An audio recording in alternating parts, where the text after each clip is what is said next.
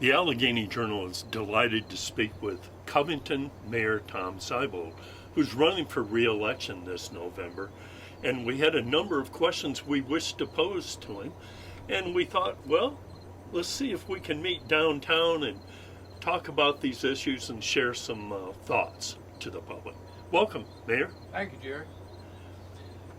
How about starting off with the fact that you've been mayor and a member of city council for a number of years now, and these are really busy times. I mean, Yes, the agenda is often full of items.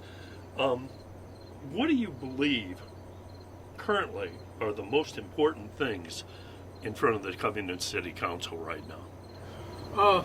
Gosh, Jerry, jobs are always at the top of the list. We need to find ways to recruit businesses and bring people in.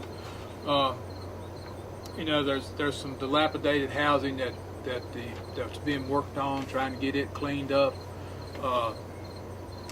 Things are just there's all kinds of little things that's always at the top of the list. I'm not sure how we're going to recruit businesses the way we're going. We need to change what we're doing. We've got some ideas. I've done some things. I've asked some people for some help. You certainly cleaned up the downtown area. I mean, Yeah. you've even some of the parking lots look better, Yeah. and I hear there's going to be even more improvement on that. There are. There's going to be some more paving done downtown hopefully this year, if not by next June. The businesses always comes back to mind because we've got some empty buildings on Main Street. Not a lot anymore. Used to be a lot, and now it's down to just a few. And always looking to encourage businesses. With our budget, we don't have a lot of money to incentivize people to open up a business. A lot of places have the money that they can give people to grants and ways to give more money to get things going. We don't have that. We don't have the means to give those types of advances to people to get business started. So that's probably one of our shortcomings right now is how do we incentivize people to come to Covington. Well, that brings in revenue for the city, makes it look a whole lot more attractive, and so some people may argue, well, it's really not the city's technical requirement or goal to be handing out money or incentives. If you do a great job of the downtown and you've got a public that's interested in the business, just keeping the city safe and making it clean should be enough. And I always looked at city council's responsibility is to provide safety and health. We've got to have clean water, we've got to have sewers, we've got to have protection from law enforcement, we've got to have fire and rescue, and I think those are our top priorities.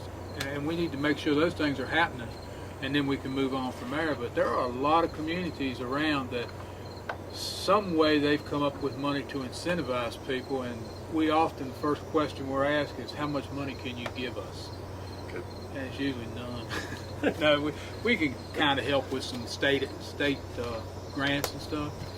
We can direct them in the right place, but the city itself does not have that kind of money. Over the past couple years, as we've watched the Covington City Council, we've seen a substantial change in the amount of regional cooperation, and this hasn't been by accident. And in addition to the changes that you've made downtown and investments you've made there, you've also apparently placed a priority on getting along with Alleghany County, even Iron Gate and Clifton Fords as well. How big of a deal is this? It's a big deal to me, Jerry. I'm sure there's going to be some people that disagree with me, but I don't see the Alleghany Highlands surviving as four separate entities. I'm not a consolidation person. I'm not a town person. I'm a work-together person. And we've done a lot of good things together in the community. We started in, I guess it was 2012, 2013. We set up a combined government group that met together, and we talked about things. We had some good projects come out of that. The revenue sharing plan came out of that. The pad site came out of that. Joint schools, you either love it or you hate it, but it happened. And I've seen considerable savings financially. See some people getting a good education. We've got a lot of good projects going on in the school system. Very proud of our school system right now. And Mr. Mayor, the city really put forward a substantial effort to make this pad-ready site a reality. And now the grading is finished. How big of a deal is this? It's one of the biggest pad sites in the state of Virginia. When a large industry looks, they want a 100-acre site, and we've got 110. They don't look for a 75-acre site. They don't look for a 50-acre site. They're looking for 100 acres. And they may not use 100 acres, but that's what they're asking for. So we can say we've got a 100-acre site, and that'll attract some people. We've got some people are coming into the community in the next few weeks to look at it, to go out and look for some businesses that it might fit. They're not people that are going to build a building, but they're people that will look for the businesses that'll come. So it does have huge potential. It does. And certainly prior to this effort of finding places for big industry, especially with the competition state and nationally, that must have been almost depressing. I mean, it's hard. And with Covington, we're 6 square miles, and we don't have any usable land in Covington anymore. Anything that's not buildable, but would be usable is river bottom, and it's going to flood, so we can't use the property along the river. And that's the only place we've got that kind of flat land left. Anywhere else in Covington, if you tried to do a 50-acre site, we would spend a whole lot of money excavating to get that site ready.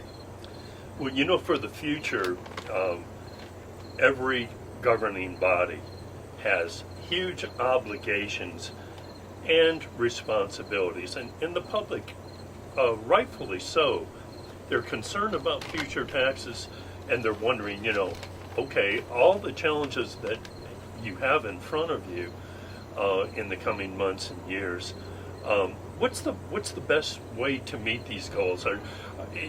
Will it be increased grant funding, just tight budgetary controls? What do you think the public can look forward to in the future here in Covington? Tax increases have always been our last resort. Didn't mean we avoided them, but it was always our last resort.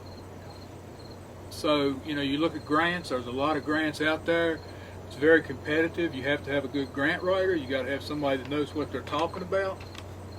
So we get somebody to write the grants to help us with the grants. Then that puts us in the running, but it's competitive. Everybody wants these grants.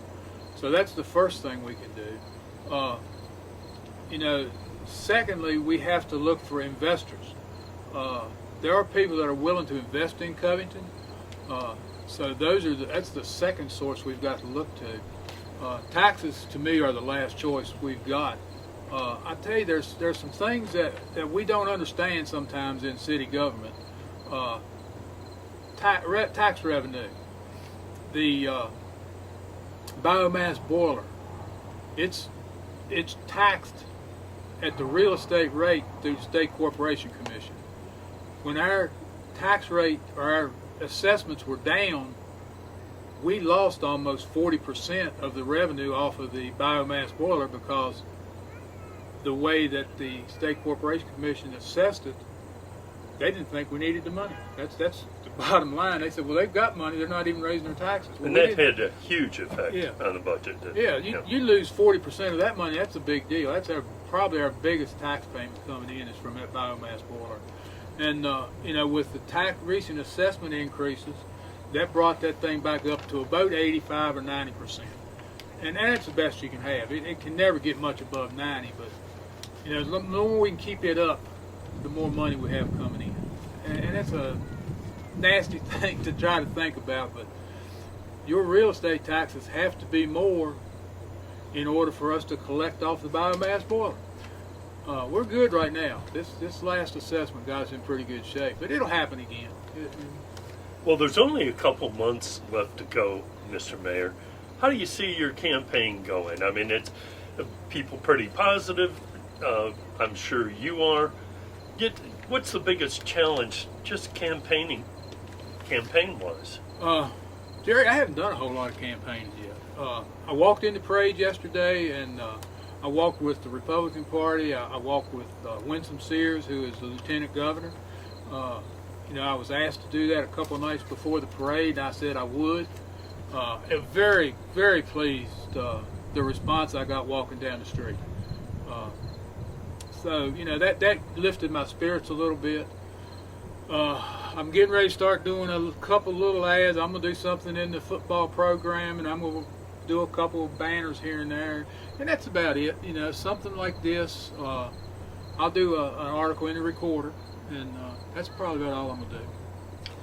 Well, you've got what most people believe is pretty successful run as mayor, and every once in a while we'll try to speak with you, but you can be found in Richmond often, going to various meetings and trying to keep up to date. How difficult is it, to keep government up to date with what's going on in Richmond, trying to keep your hand on the till, and trying to make sure that the state doesn't forget Covington? We're out here on the edge of the state.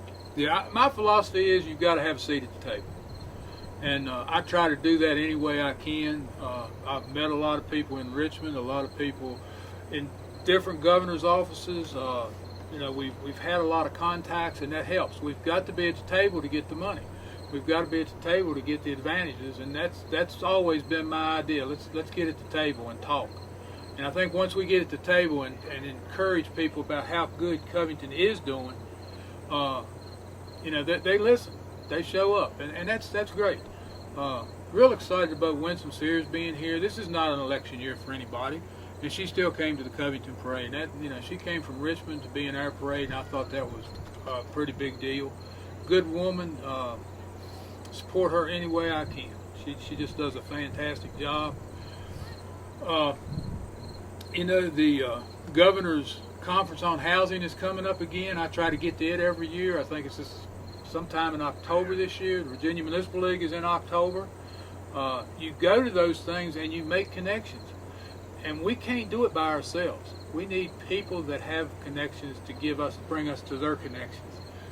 We've got some housing problems, and we've got to work on our housing problems. We've got some, I don't want to say we've got educational problems, but we have a lack of training in certain areas.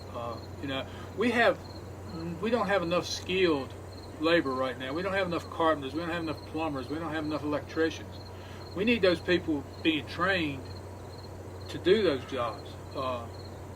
We need to be building houses. I've got connections with some people now they're interested in coming and doing some developments in Covington, and I think that'll come to pass in the near future. Some people that are interested in the education side of it, I think that's will come to pass. Education, housing, and education and housing. There's three of them. I can't remember the third one. Well, it sounds like you've got plenty of work to do. Well, I don't mind doing it. If you like what you're doing, it's okay. If you don't like what you're doing, you'll be miserable. The education and housing are two prime examples of things we need to do. And of course, jobs is always at the top of the list, but if we don't have the education, if we don't have the training, if we don't have the places for people to live, we can't create jobs. Covington has a housing shortage. It's an old community. It's a lot of mill houses downtown, and those houses have been neglected for years.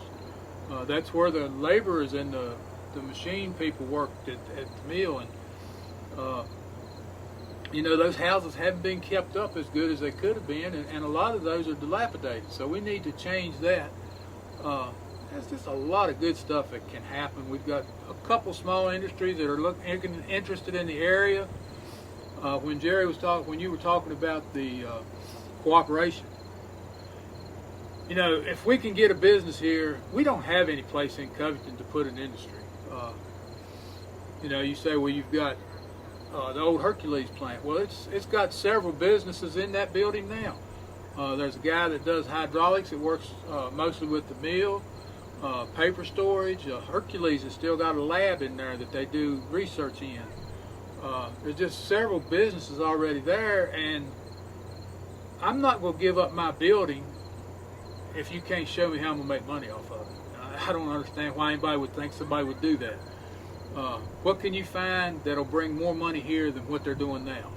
And that's what we got to look for. We got to find ways to incentivize the property owners with business that will give them more than what they're getting right now. So, there's a lot of ways that we have to look at some things.